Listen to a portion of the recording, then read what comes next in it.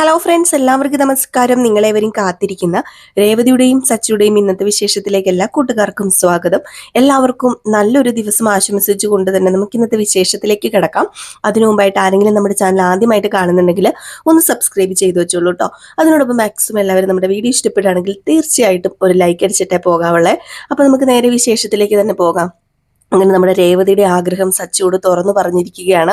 വേറൊന്നുമല്ല, പൂക്കച്ചവടമൊക്കെ നടത്തിയിട്ട് അതിൻ്റെ ലാഭം എടുത്തിട്ട് നമ്മുടെ സച്ചിക്ക് ഒരു കാറ് മേടിച്ചു കൊടുക്കണം. അത് തന്നെയാണ് നമ്മുടെ രേവതിയുടെ വലിയൊരു ആഗ്രഹം എന്ന് പറയുന്നത്. ഇത് കേട്ട് കഴിഞ്ഞപ്പോഴത്തേക്കും സച്ചിക്ക് വലിയ സന്തോഷമായിട്ടോ. എന്നിട്ട് അവർ നേരെ പോകുന്നത് പൂ എടുക്കാൻ വേണ്ടിയാണ്. അപ്പോൾ രാവിലെ തന്നെ പൂ എടുക്കുന്ന ഒരു മാർക്കറ്റ് ഉണ്ട്. അപ്പോൾ ആ മാർക്കറ്റ് ചെല്ലുകയാണ്. അവിടെ ഒത്തിരി നിരവധി ആൾക്കാരൊക്കെ വന്നിട്ടുണ്ട് കേട്ടോ. അങ്ങനെ കുറേ പൂക്കളൊക്കെ നമ്മുടെ രേവതിയും സച്ചിയും കൂടി ചേർന്ന് മേടിക്കുന്നു. അവിടെ വെച്ച് നമ്മുടെ രേവതിക്ക് പരിചയമുള്ള ഒരു ചേച്ചീനെ കാണുകയാണ്. അപ്പൊ രേവതിനെ കണ്ടത് ഞെട്ടിപ്പോയിട്ടോ. ഞെട്ടിപ്പോയി എന്ന് പറഞ്ഞാൽ പെട്ടെന്ന് കണ്ടതും, കാരണം നമ്മുടെ രേവതി വിവാഹം കഴിഞ്ഞതിൽ പിന്നെ പൂ എടുക്കാനൊന്നും പോയിട്ടില്ലല്ലോ. അപ്പം ആ ചേച്ചി പറഞ്ഞു, ഇതാര്, രേവതിയോ? അല്ല രേവതി, പണ്ട് നിന്നെ അതിരാവിലെ എന്നും ഞാൻ കാണുമായിരുന്നു. ഇതിപ്പോ ഒത്തിരി ആയല്ലോ കണ്ടിട്ട്. കല്യാണം കഴിഞ്ഞതിൽ പിന്നെ നീ പൂ എടുക്കാനൊന്നും വന്നിട്ടില്ല. പിന്നെ ഞാനൊരു സന്തോഷ വാർത്ത അറിഞ്ഞായിരുന്നു. എന്നോട് ലക്ഷ്മി പറഞ്ഞായിരുന്നു, രേവതി നീ കടയിട്ടെന്ന്. അപ്പൊ ഇനി എന്ന് രാവിലെ പൂ എടുക്കാൻ നീ ഇവിടെ വരൂല്ലേ? അപ്പൊ നിന്നെ കാണാൻ പറ്റൂല്ലോ. ഓ, അത് തന്നെ വലിയ കാര്യം. രേവതി, നീ ഭാഗ്യമുള്ള പെൺകുട്ടിയാ. സച്ചിയെ പോലെ ഒരുത്തനെ നിനക്ക് ഭർത്താവായിട്ട് കിട്ടിയില്ലേ, അത് തന്നെയാ നിന്റെ ഭാഗ്യം. അതുകൊണ്ടല്ലേ നിനക്ക് സ്വന്തമായിട്ട് പൂക്കട സച്ചി ഇട്ട് തന്നത്. സച്ചി, എനിക്ക് സച്ചിയോടും പറയാതിരിക്കാൻ വയ്യ. രേവതിയും ഭാഗ്യമുള്ള പെൺകുട്ടി തന്നെയാ. ഇവള് കൈ വെക്കുന്നുണ്ടല്ലോ, അത് പൊന്നാകും. അതങ്ങനെയാ, എല്ലാവർക്കും അറിയാം. ഞങ്ങളൊക്കെ പണ്ട് 1-ാം തീയതി ഇവളുടെ കയ്യിൽ നിന്ന് ഇവളുടെ കയ്യിൽ നിന്നല്ല, സോറി, ഇവളെ ഞങ്ങളുടെ വീട്ടിലേക്ക് വിളിച്ചു വരുത്തുകയും അതുപോലെ തന്നെ ഞങ്ങളുടെ കടയിൽ കൊണ്ടുവന്ന് പൂവൊക്കെ മേടിക്കാനായിട്ട് ഇവളെ നിർത്തുകയായിരുന്നു. ഇവൾ ആദ്യം കച്ചവടം ചെയ്ത് കഴിഞ്ഞുണ്ടല്ലോ, പിന്നെ അന്നത്തെ ദിവസം ഉണ്ടല്ലോ അടിപൊളിയായിരിക്കും, നല്ല കച്ചവടവും കാണും. അതുകൊണ്ട് ഞങ്ങളുടെ കടകളിലെ എല്ലാ കച്ചവടവും ആദ്യത്തെ ഇവളുടെ കൈ കൊണ്ടായിരുന്നു ഞങ്ങൾ നടത്തിക്കൊണ്ടിരുന്നത്. ഏതായാലും ഇനി അങ്ങോട്ട് വെച്ചടി കയറ്റമായിരിക്കും. സച്ചി, ആ കടയുണ്ടല്ലോ 100 മേനി തിളങ്ങും. ഇനി നിങ്ങൾക്ക് കുറേ കടയൊക്കെ ഇടാൻ പറ്റട്ടെ. രേവതി, എങ്കിൽ പിന്നെ ഞാൻ പോവാണ് കേട്ടോ. ഇനിയിപ്പോൾ എന്ന് വരുമ്പോൾ കാണാമല്ലോ എന്നൊക്കെ പറഞ്ഞിട്ട് ആ ചേച്ചി നമ്മുടെ രേവതിനെ കുറിച്ചൊക്കെ പറഞ്ഞിട്ട് അങ്ങ് പോകുക കേട്ടോ ചെയ്തത്. ഏതായാലും ഇതെല്ലാം കഴിഞ്ഞിട്ട് നമ്മുടെ രേവതിയും സച്ചിയും പൂവൊക്കെ എടുത്ത് തിരിച്ചു പോരാൻ വേണ്ടി തുടങ്ങിയപ്പോഴത്തേക്ക് സച്ചു പറഞ്ഞു, വല്ലാത്ത വിശപ്പ് തോന്നുക, നമുക്കൊരു കാര്യം ചെയ്യാം. ഇവിടെ ഒരു ചെറിയ തട്ടുകടയുണ്ട്, അവിടെ കയറി നമുക്ക് ഇഡലി സാമ്പാറോ ദോശയോ വല്ലതും കഴിക്കാം. ഏതായാലും ഇനി വീട്ടിൽ ചെന്ന് കഴിക്കുമ്പോഴത്തേക്കും സമയം ഒരു നേരമാകും. ഇനിയിപ്പോൾ വീട്ടിൽ ചെന്ന് ആരും ഒന്നും ഉണ്ടാക്കിയില്ലെങ്കിൽ തന്നെ ഒന്നും കഴിക്കാനും പറ്റത്തില്ല. നീ ഇവിടെയാണല്ലോ, അവിടെ ആരും ഉണ്ടാക്കാൻ ഒരു ചാൻസും ഇല്ല. നമുക്ക് ഭക്ഷണം കഴിക്കാമെന്ന് പറഞ്ഞ് ഭക്ഷണം കഴിക്കുന്ന ഹോട്ടലിൽ കയറിയിട്ട് ഭക്ഷണം കഴിച്ചുകൊണ്ടിരുന്നപ്പോഴത്തേക്ക് രേവതി പറഞ്ഞു, അത് പിന്നെ സച്ചേട്ടാ, നമുക്കൊരു കാര്യം ചെയ്താലോ, നമുക്ക് പാഴ്സൽ മേടിച്ചുകൊണ്ട് പോയാലോ? അവിടെയുള്ള എല്ലാവരും ആഹാരം കഴിക്കാതെ ഇരിക്കുമായിരിക്കുമല്ലോ. അടുക്കളയിൽ ആരും തന്നെ കയറുന്ന എനിക്ക് തോന്നുന്നില്ല. അമ്മ ഏതായാലും രാവിലെ കയറി ഉണ്ടാക്കാൻ പോകുന്നില്ല. അതുകൊണ്ട് തന്നെ ശ്രുതിയും വർഷയും ശ്രീകാന്തും സുധിയേട്ടനും ഒക്കെ പട്ടിണിയായിരിക്കും ഇരിക്കുന്നത്. അതുകൊണ്ട് നമുക്ക് ഭക്ഷണം എടുത്ത് മേടിച്ചുകൊണ്ട് പോകാമെന്ന് പറഞ്ഞപ്പോഴത്തേക്ക് സച്ചി ആദ്യം വഴക്ക് പറഞ്ഞിട്ട് സച്ചി പറഞ്ഞു, എന്തിന് നമുക്കങ്ങനെ മറ്റുള്ളവരുടെ കാര്യം നോക്കേണ്ട കാര്യമൊന്നുമില്ല. അവർക്ക് എന്താ, അവർ വീട്ടിലല്ലേ ഉള്ളത്, അവർക്ക് രാവിലെ ഉണ്ടാക്കി കഴിക്കത്തില്ല, അവർക്ക് ഇത്ര നേരത്തെ എണീറ്റ് ഇങ്ങോട്ട് പോരുമൊന്നും വേണ്ടല്ലോ. അയ്യോ സച്ചേട്ടാ, അതല്ല, നമ്മൾ പോകുന്ന അവരാരും അറിഞ്ഞും കാണത്തില്ല. സച്ചേട്ടാ, എല്ലാവർക്കും കൂടെ ഒരു പാഴ്സൽ മേടിച്ചോണ്ട് പോയെന്നോർത്ത് കുഴപ്പമില്ലല്ലോ. മേടിക്കാം, നീ കഴിക്കുക എന്നിങ്ങനെ പറഞ്ഞു കേട്ടോ. അങ്ങനെ നമ്മുടെ രേവതി സച്ചിയൊക്കെ കഴിച്ചുകൊണ്ടിരിക്കുകയാണ്. പിന്നെ കാണിക്കുന്നതാണ് ചന്ദ്ര കാലൊക്കെ കയറ്റി വെച്ചിട്ട്, ഇടി രേവതി ഇതുവരെ കാപ്പി കണ്ടില്ലല്ലോ, എന്തേടി കാപ്പി കൊണ്ടുവരാത്തത് എന്നും പറഞ്ഞുകൊണ്ട് ഒച്ചയ്ക്ക് ഇങ്ങനെ വിളിക്കുകയാണ് രേവതീനെ. അപ്പൊ രേവതിക്ക് പകരം രവീന്ദ്രനായി ഇറങ്ങി വരുന്നത്. രവീന്ദ്രൻ ചോദിച്ചു, നീ എന്തിനാടി രാവിലെ ഇവിടെ കിടന്ന് അലറുന്നത്? രേവതിനെ ഇവിടെ നിന്ന് വിളിച്ചാൽ നീ കേൾക്കുവല്ല. രേവതി പൂവെടുക്കാൻ വേണ്ടി മാർക്കറ്റിൽ പോയേക്കുക, അതുകൊണ്ട് നീ ഇവിടെ കിടന്ന് അലറരുതെന്ന് പറഞ്ഞപ്പോ, അപ്പൊ രാവിലെ ആര് ചായ ഉണ്ടാക്കും, ആര് കോഫി ഉണ്ടാക്കി എല്ലാവർക്കും കൊടുക്കും? അത് പിന്നെ ഇനി എന്നും ഇതുപോലെയൊക്കെ തന്നെ ആയിരിക്കുമല്ലോ. ഒരു കാര്യം ചെയ്യ, നീ അടുക്കളയിൽ കയറി കോഫി അങ്ങോട്ട് ഇട. ഓ, നിനക്ക് കോഫി ഇടാൻ പറ്റില്ലായിരിക്കില്ലേ, നീ വലിയ ഓണറല്ലേ, പൂക്കടയുടെ പേരൊക്കെ നിന്റെ അല്ലേ, അതുകൊണ്ട് അതിന്റെ ഇതായിരിക്കൂലേ, നിനക്ക് പവർ ആയിരിക്കൂലേ എന്ന് പറഞ്ഞപ്പോഴത്തേക്കും ആ പൂക്കടയ്ക്ക് എന്റെ പേരും കൊണ്ടുവച്ചിട്ട് നിങ്ങളതെ കളിയാക്കരുതെന്ന് പറഞ്ഞു. എങ്കിൽ പിന്നെ ഒരു കാര്യം ചെയ്യ് ചന്ദ്രൻ, നീ ചെന്ന് ചായ ഇട്, എന്നിട്ട് എല്ലാവർക്കും കൊടുക്ക്, മരുമക്കളെയൊക്കെ വിളിച്ചു കൊടുക്ക്. എന്താ, നിന്റെ കയ്യിലെ വള ഊരി പോവോ? ഇല്ലല്ലോ, നീ അല്ലേടി പണ്ട് ഇവിടെ മരുമക്കൾ വരുന്നതിന് മുമ്പ് തന്നെ എല്ലാവർക്കും ചായയൊക്കെ ഇട്ട് കൊടുത്തോണ്ടിരുന്നത്. അത് പിന്നെ അന്നത്തെ പോലെയാണോ ഇപ്പം? ഇപ്പം ഇപ്പം എനിക്കറിയില്ല സാധനങ്ങളൊക്കെ എവിടെ ഇരിക്കുന്നതെന്ന്.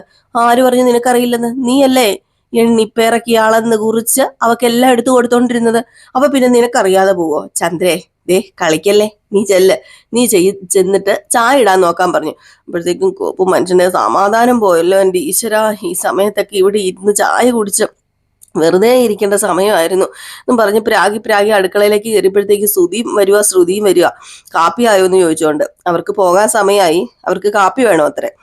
ഇത് കേട്ടോണ്ടേ ചന്ദ്ര പറഞ്ഞു, എൻ്റെ പൊന്നു പിള്ളേരെ, ഇവിടെ കാപ്പി പോയിട്ട് ഇവിടെ കടുങ്കാപ്പി പോലും ഞങ്ങൾ ഇട്ടിട്ടില്ല. ഇവിടെ അവള് ഉരുമ്പെട്ടവള് പോയേക്കുക, പൂവെടുക്കാനാന്ന് കായെടുക്കാനാന്നും പറഞ്ഞോണ്ട് ഞാൻ എന്താ ചെയ്യുന്നത്? ശ്രുതി ഒരു കാര്യം ചെയ്യുക, മോക്ക് ദോശ ചുടാൻ അറിയത്തില്ലേ? മോള് പെട്ടെന്ന് ദോശ ചുട്ടെ, മാവ് കലക്കി ഇത് ഫ്രിഡ്ജിനകത്ത് ഇരിപ്പുണ്ട് എന്ന് പറഞ്ഞപ്പോഴത്തേക്ക് ശ്രുതി പറഞ്ഞു, ദോശ ചുടാനോ? ആന്റി എന്താ ഈ പറയുന്നത്? ഞാൻ ദോശ ചുടാനോ? അത് പിന്നെ എനിക്ക് പോണ്ടേ, എനിക്ക് ബ്യൂട്ടി പാർലറിൽ പോണം, അതുകൊണ്ട് ദോശയൊന്നും ചുടാൻ എന്നെ കൊണ്ട് പറ്റത്തില്ലെന്ന് പറഞ്ഞു. അപ്പോഴത്തേക്കുമാണ് നമ്മുടെ വർഷയും ശ്രീകാന്തും ഇറങ്ങി വരുന്നത്. വർഷയും ശ്രീകാന്തും കാപ്പിയായോ എന്നൊക്കെ ചോദിച്ച് ഇറങ്ങി വരുമ്പോഴത്തേക്കും അവര് വരുമ്പോഴും ഈ കൂത്ത് തന്നെയാണ്. അവര് വരുന്നു. ഈ സമയത്ത് ചന്ദ്ര കാപ്പി ഇട്ടുകൊണ്ട് നിൽക്കുന്നതേ ഉള്ളൂ, കടുങ്കാപ്പി ഇട്ടുകൊണ്ട് നിൽക്കുന്നതേ ഉള്ളൂ. അപ്പൊ ചന്ദ്രയാണെങ്കിൽ അതും ഇതുമൊക്കെ തപ്പുക. നോക്കിയപ്പോഴത്തേക്കും മുളക് പൊടി എടുത്ത് ഇടാൻ തുടങ്ങിയപ്പോഴത്തേക്ക് ശ്രീകാന്ത് പറഞ്ഞു, അമ്മ എന്തായി കാണിക്കുന്നത്? മുളക് പൊടി അല്ലേന്ന് ചോദിച്ചു. ഓ, കാലി വരുന്നുണ്ട്. പിന്നെ ഇത് എവിടെ ഇരിക്കുന്നത് കാപ്പിപ്പൊടിയൊക്കെ? മനുഷ്യന് ദേഷ്യം വരും. അവൾ എവിടെയോ കൊണ്ട് ഒളിപ്പിച്ചു വെച്ചിട്ട് പോയതാ, ഇവിടെ ആരും കാപ്പി കുടിക്കരുത് എന്ന അവളുടെ ഒരിത്. അതുകൊണ്ട് അവള് മനഃപൂർവ്വം പോയതാ, അവളെ മനഃപൂർവ്വം ഇതൊക്കെ ചെയ്യുന്നത് എന്നൊക്കെ പറഞ്ഞപ്പോഴത്തേക്ക് ശ്രീകാന്ത് പറഞ്ഞു, മാറി നിൽക്കി, ഞാനിടാന്ന് പറഞ്ഞപ്പോഴത്തേക്കുമാണ് വർഷ പറയുന്നത്, ശ്രീകാന്ത് എന്താ ഇപ്പൊ കാണിക്കുന്നത്? നമുക്ക് പോകണ്ടേ? ശ്രീകാന്തിന് പോകാനുള്ളതല്ലേ റെസ്റ്റോറന്റില്? എനിക്കാണെങ്കിൽ ഡബ്ബിംഗ് സ്റ്റുഡിയോയിലും പോകണം. ബാ, ഇനിയിപ്പോ ഒരു ദിവസം കാപ്പി കുടിച്ചില്ലെങ്കിൽ കുഴപ്പമില്ല, നമുക്ക് പുറത്തുനിന്ന് കഴിക്കാന്ന് പറയാ. അങ്ങനെ ശ്രുതിയും പറഞ്ഞു, എന്നാ പിന്നെ പുറത്തുനിന്ന് കഴിക്കാൻ. ഇനിയിപ്പോ കാപ്പി കുടിച്ചില്ലെന്ന് ഓർത്തോണ്ട് ഇപ്പൊ എന്താ ചെയ്യാൻ പറ്റും, എന്നാ പുറത്തുനിന്ന് കഴിക്കാന്ന്. അങ്ങനെ എല്ലാവരും കൂടെ പുറത്തുനിന്ന് കഴിക്കാന്നും പറഞ്ഞു പോയി. നമ്മുടെ ചന്ദ്രയ്ക്ക് പുറത്ത് പോയി കഴിക്കാൻ പറ്റുമോ? ചന്ദ്ര, എല്ലാവരും പോയല്ലോ, ഞാൻ ഇനി എന്താ ചെയ്യുന്നത്? എല്ലാവർക്കും പുറത്തുനിന്ന് കഴിക്കാൻ, ഞാൻ വീട്ടിൽ പട്ടിണി കിടക്കേണ്ട അവസ്ഥ വരുമോ? ഈ ഒരുമ്പട്ടവള് കാരണം എനിക്ക് സമാധാനമില്ല. എനിക്ക് അവൾ എന്ന് കാലെടുത്ത് കുത്തിയോ അവള് വീട് മുടിപ്പിച്ചേ അടങ്ങത്തുള്ളൂ എന്ന് പറഞ്ഞിട്ട് വീണ്ടും നമ്മുടെ രേവതീനെ പരാകുക.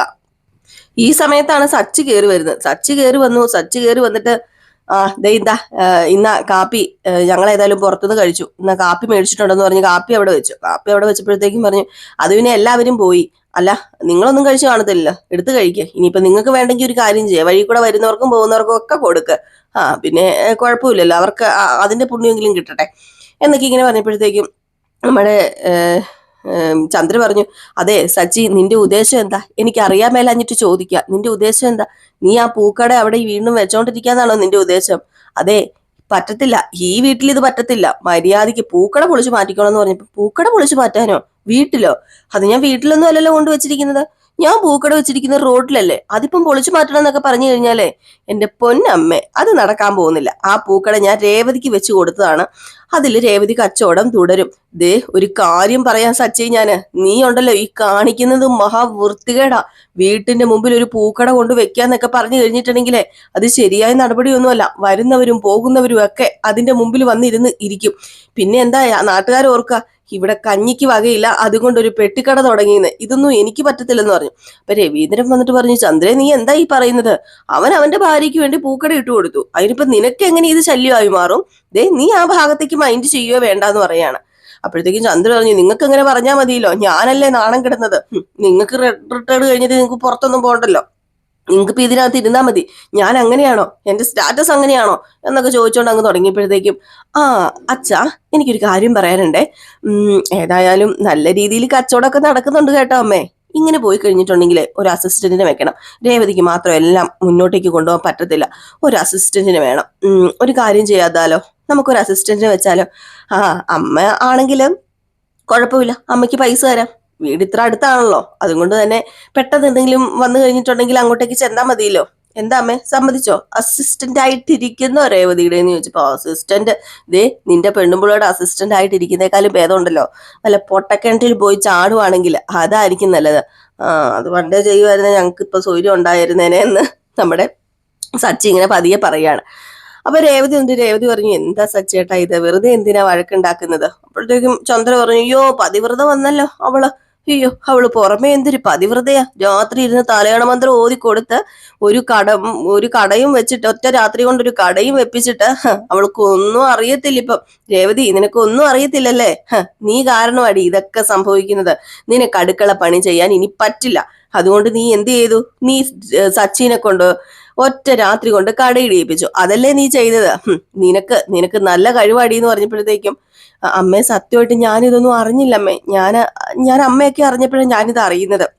അപ്പൊ സച്ചു പറഞ്ഞു, അല്ല രേവതി, ഇനിയിപ്പൊ അങ്ങനെയാണെങ്കിൽ തന്നെ എന്താ പ്രശ്നം ഇരിക്കുന്നത്? അല്ല അമ്മേ, അവള് പറഞ്ഞിട്ട് ഞാൻ കട വെച്ചു കൊടുത്തു.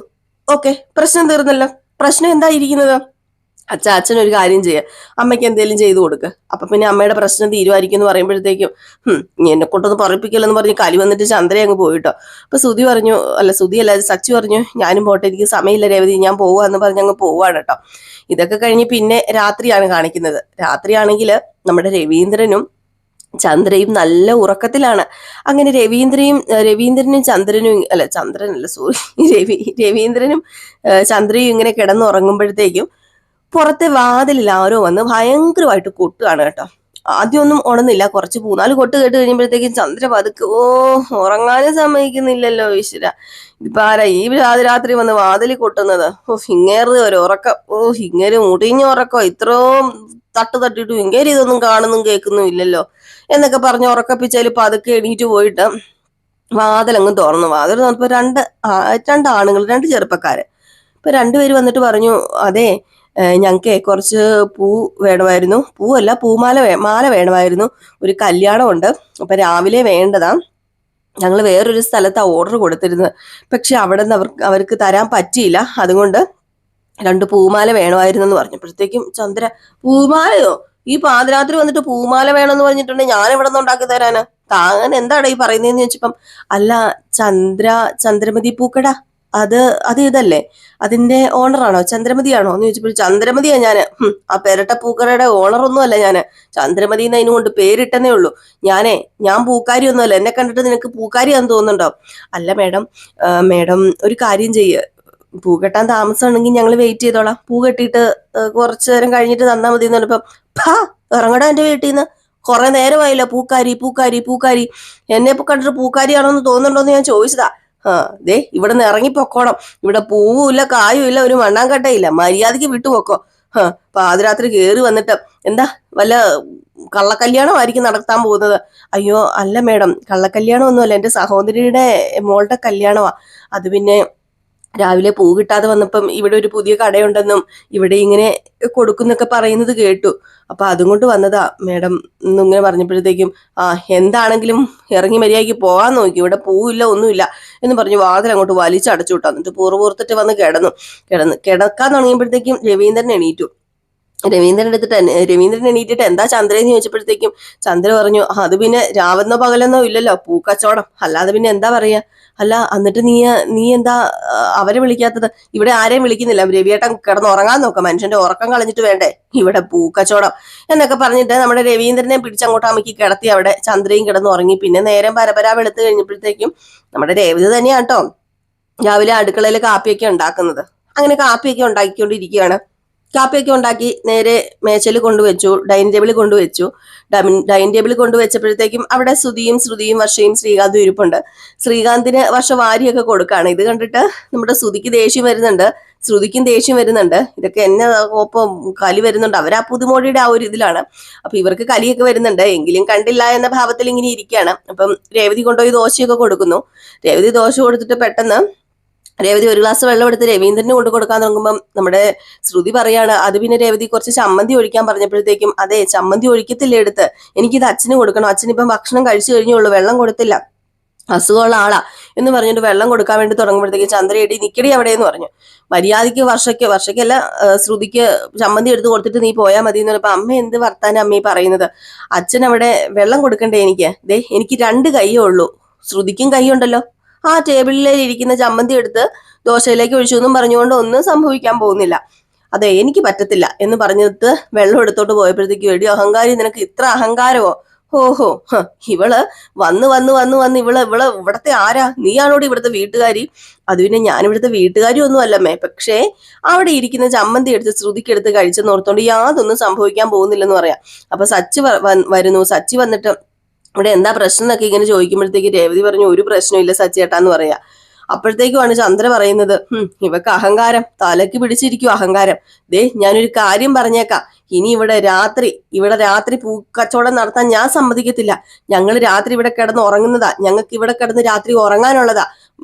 പാതിരാത്രി വന്ന് വാതിലെ കൊട്ടി മറ്റുള്ളവരെ ശല്യം ചെയ്താലേ എനിക്ക് പറ്റത്തില്ലെന്ന് സച്ചു പറഞ്ഞു. നിങ്ങൾ എന്താ ഈ പറയുന്നത്? എനിക്കൊന്നും മനസ്സിലാവുന്നില്ലോ എന്ന് പറഞ്ഞപ്പോ നിനക്കൊന്നും മനസ്സിലാവില്ല. രാത്രി പൂവുണ്ടോ കായുണ്ടോ എന്നൊക്കെ ചോദിച്ചുകൊണ്ട് വന്നു കഴിഞ്ഞിട്ടുണ്ടെങ്കിൽ എനിക്ക് രവിയേട്ടനുമല്ലേ ഉറങ്ങേണ്ടത്. അപ്പൊ ആരാ രാത്രി വന്നത്? രാത്രി രണ്ടുപേര് വന്ന് പൂ ചോദിച്ച, ഞാൻ അവരെ ഓടിച്ചു വിട്ടു എന്ന് പറയുമ്പോഴത്തേക്ക് സച്ചു പറഞ്ഞു, ഓ എന്ത് പണിയാ അമ്മയെ കാണിച്ചത്, നമ്മുടെ ഒരു കച്ചവടം കളഞ്ഞു രേവതി. പറയുന്നത് കേട്ടില്ലേ? അമ്മ എന്താ അമ്മ ഇങ്ങനെ തുടങ്ങുന്നത്? ഒരു പൂവെങ്കിൽ ഒരു പൂ മേടിക്കാൻ വരുന്നവരങ്ങനെ പറഞ്ഞു വിടാൻ പറ്റുമോ? അവരെവിടെന്നെങ്കിലും അന്വേഷിച്ചു വരുമ്പം അവരെ പറഞ്ഞു വിട്ടിരിക്കുന്നു. ദേ ഞാനൊരു കാര്യം പറഞ്ഞേക്കാം, കച്ചവടം മുടക്കാൻ നോക്കി കഴിഞ്ഞിട്ടുണ്ടെ എല്ലാത്തിനെയും ഞാൻ തീയിട്ട് കത്തിക്കുന്നു പറഞ്ഞു. അപ്പോഴത്തേക്കാണ് ചന്ദ്ര പറഞ്ഞത്, നിന്റെ കച്ചവടം നടന്നു നടന്നേ എനിക്കിവിടെ ഉറക്കം ഇല്ലായ്മ വന്ന അസുഖം വരുത്തി വെക്കാനൊന്നും എനിക്ക് പറ്റത്തില്ല. അപ്പം വർഷയും പറയാണ് കേട്ടോ, അല്ലെങ്കിൽ ശരിയാണല്ലോ, ദേ ഈ പ്രായമായ സമയത്ത് ഇങ്ങനെ ഉറക്കമൊക്കെ നഷ്ടപ്പെട്ട് കഴിഞ്ഞാല് അത് വലിയ ദോഷം ചെയ്യും. അപ്പൊ ശ്രുതിയും പറഞ്ഞു, അതെ അതെ ശരിയാ, ഈ പ്രായമുള്ളവരൊക്കെ കുറച്ചു നേരം കൂടുതൽ കിടന്ന് ഉറങ്ങണം എന്നാ പറയുന്നത്. അതിനിടയിൽ ഇങ്ങനെയൊക്കെ ഉണ്ടായി കഴിഞ്ഞിട്ടുണ്ടെങ്കിൽ ആന്റിക്ക് പല പല അസുഖങ്ങളും കയറി വരില്ലേ എന്ന് പറയുമ്പം, പ്രായോ? ആർക്ക് പ്രായമായി? എനിക്ക് അത്രയ്ക്ക് പ്രായമൊന്നും ആയിട്ടില്ല. ഓഹോ പറയുന്നത് കേട്ടോണ്ട് എനിക്ക് പ്രായമായെന്ന് തോന്നൂലോ. എനിക്ക് പ്രായമൊന്നും ആയിട്ടില്ല. ഞാൻ ഉള്ള കാര്യം പറഞ്ഞേക്കാം. പിന്നെ രാത്രി ഉറങ്ങിയില്ലെങ്കിൽ എനിക്ക് ദേഷ്യം വരും. അതൊക്കെ തന്നെയാ. അതുകൊണ്ട് എന്താണെന്ന് വെച്ചാൽ ചെയ്തോ. എനിക്ക് കലി വന്നു കഴിഞ്ഞിട്ടുണ്ടെങ്കിൽ ഞാൻ ആ പൂക്കട ഞാൻ കത്തിക്കുന്നു. ചന്ദ്ര പറഞ്ഞപ്പോഴത്തേക്കോ പിന്നെ പൂക്കട കത്തിക്കാൻ ഇങ്ങോട്ട് വന്നാൽ മതി എന്ന് പറഞ്ഞു. അപ്പോഴത്തേക്കുമാണ് നമ്മുടെ വർഷ പറയുന്നത്, എങ്കിൽ പിന്നെ സച്ചേട്ടൻ ഒരു കാര്യം ചെയ്യത്തില്ലേ, സച്ചേട്ടന് രേവതി ഇവിടെ കിടന്നിട്ട് ആ റൂം അച്ഛനും അമ്മയ്ക്കും കൊടുക്കുക, അപ്പൊ പിന്നെ അവർക്ക് ശല്യം ആവില്ലല്ലോ എന്ന് പറഞ്ഞപ്പോ, ഓ കൊള്ളാലോടി നിന്റെ ഐഡിയ. ഇവിടെ ആരാ അധികപ്പറ്റായിട്ട് കയറി വന്നത്? ഇവിടെ ആരാന്ന് അധികപ്പറ്റായിട്ട് കയറി വന്നത്? അപ്പൊ രവീന്ദ്രൻ പറഞ്ഞു, നിർത്ത് സച്ചി എന്ന് പറഞ്ഞു. എങ്ങനെ നിർത്തുക അച്ഛാ ചെയ്യേണ്ടത്? ഇവരുടെ അച്ഛന്റെ റൂമല്ലേ ഇവരെടുത്തിരിക്കുന്നത്. അപ്പൊ ഇവരോട് പറ റൂം വിട്ടുതരാന്. അല്ലാതെ ഞങ്ങളോടല്ല പറയേണ്ടതെന്ന് പറഞ്ഞു. അപ്പോഴത്തേക്കും വർഷ പറഞ്ഞു, അത് പിന്നെ ഞങ്ങൾക്ക് പൂക്കച്ചവടം ഇതൊന്നും ഇല്ലല്ലോ. ഇപ്പൊ അച്ഛനും അമ്മയ്ക്കും ഉറങ്ങാൻ പറ്റാത്തത് നിങ്ങൾ കാരണമല്ലേ, അപ്പൊ നിങ്ങളല്ല റൂം കൊടുക്കേണ്ടത്. സച്ചിക്ക് ഇങ്ങനെ ദേഷ്യം വന്ന് നിൽക്കുകയാണ് കേട്ടോ. ഏതായാലും ഈ ഒരു സീനോടൊക്കെ കൂടിയാണ് ഇന്നത്തെ വിശേഷം അവസാനിക്കുന്നത്. അപ്പൊ എല്ലാവരും കാത്തിരിക്കുക. ഇനിയിപ്പൊ വരാൻ പോകുന്ന വിശേഷം എന്ന് പറഞ്ഞാൽ കിടിലം വിശേഷങ്ങളാണ്. നിങ്ങൾ ജനറൽ പ്രമോ ഒരെണ്ണം വന്നിട്ടുണ്ട്, അത് കണ്ടു കാണുമായിരിക്കും പലരും. അടിപൊളി വിശേഷമാണ് കേട്ടോ. നമ്മുടെ സുധിയുടെ കള്ളത്തരങ്ങളൊക്കെ കൈയോടുകൂടി പൊക്കാൻ പോവാണ്. അപ്പൊ അതൊക്കെ നമുക്ക് കാത്തിരുന്ന് തന്നെ കാണാം. അപ്പൊ എല്ലാവരും കാത്തിരിക്കുക. അടുത്ത വിശേഷവുമായിട്ട് കാണുന്നവരെല്ലാവർക്കും ടാറ്റാ ബൈ ബൈ.